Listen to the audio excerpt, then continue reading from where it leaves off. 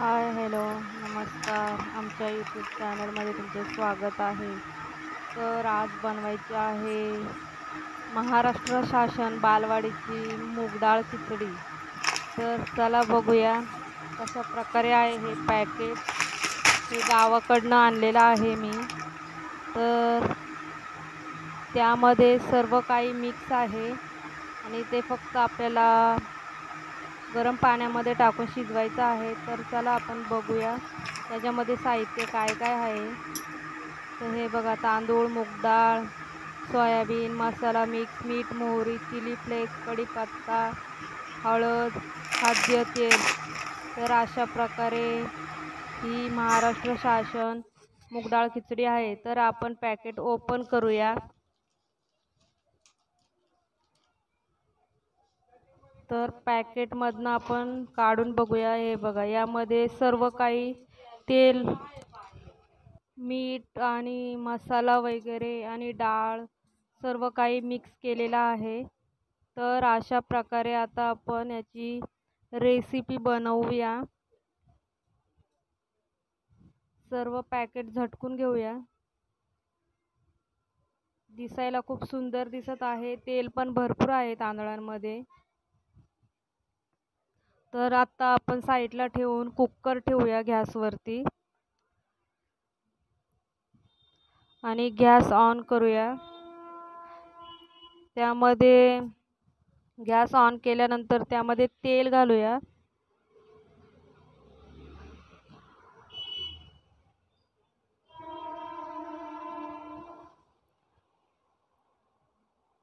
तर आता यामध्ये आपण कांदा, लसूण आणि तेजपत्त्याची फोडणी पण देऊया. त्यामुळे अजून टेस्ट वाढेल. तर हे बघा, तेजपत्ता पण घातलेला आहे आणि कढीपत्ता, कांदा आणि लसूण. तर हे सर्व घालून घेऊया. त्यात जिरं मोहरी घालायची काही गरज नाही, कारण की त्यामध्ये ऑलरेडी मिक्स आहे. तर व्यवस्थित परतून घेऊया. कांदा छान गोल्डन होईपर्यंत मी परतणार आहे. तर अशा प्रकारे ही माझा भाचा आहे, त्याला भेटत आहे पॅकेट. तर त्यासाठी एकदा मी घरी खाल्लेली होती, मला आवडली.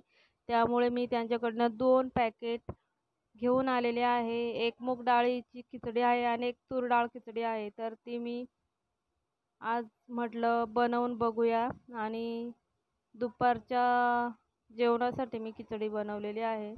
तर आपला कांदा फ्राय करून झालेला आहे. त्यामध्ये आपण पाणी घालून घेऊया.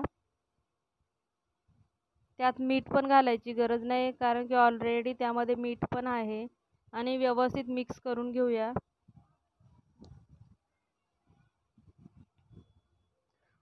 त्यानंतर आता त्यावर आपण बारीक चिरलेली कोथिंबीर पण घालून घेऊया.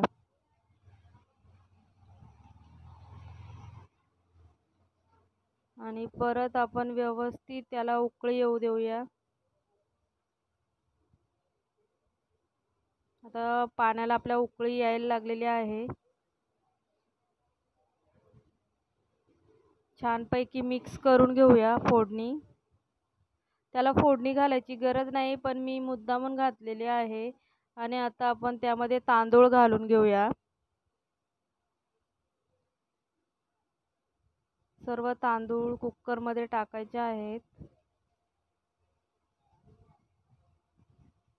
दिसायला तर तांदूळ खूप छान दिसत आहेत. तेल वगैरे सोडलेलं आहे.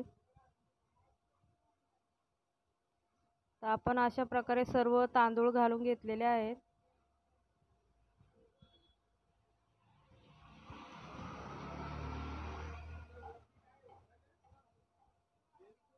आणि आता आपण व्यवस्थित खिचडी मिक्स करून घेऊया.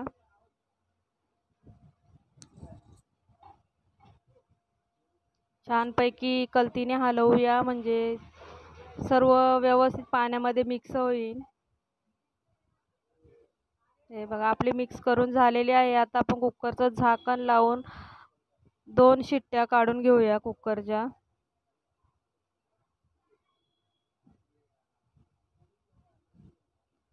आणि आता शिट्टी व्हायची वाट बघूया. पाणी उकळी आल्यानंतर तांदूळ घातलेले आहे, त्यामुळे शिट्टी पण लवकर होईल.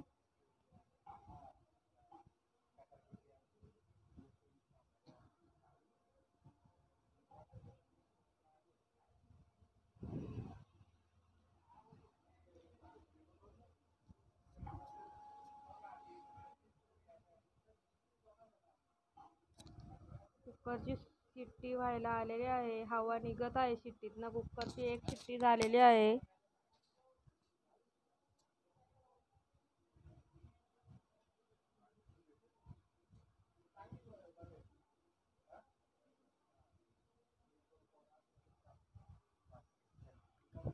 अशा प्रकारे अजून एक शिट्टी होऊ देऊया.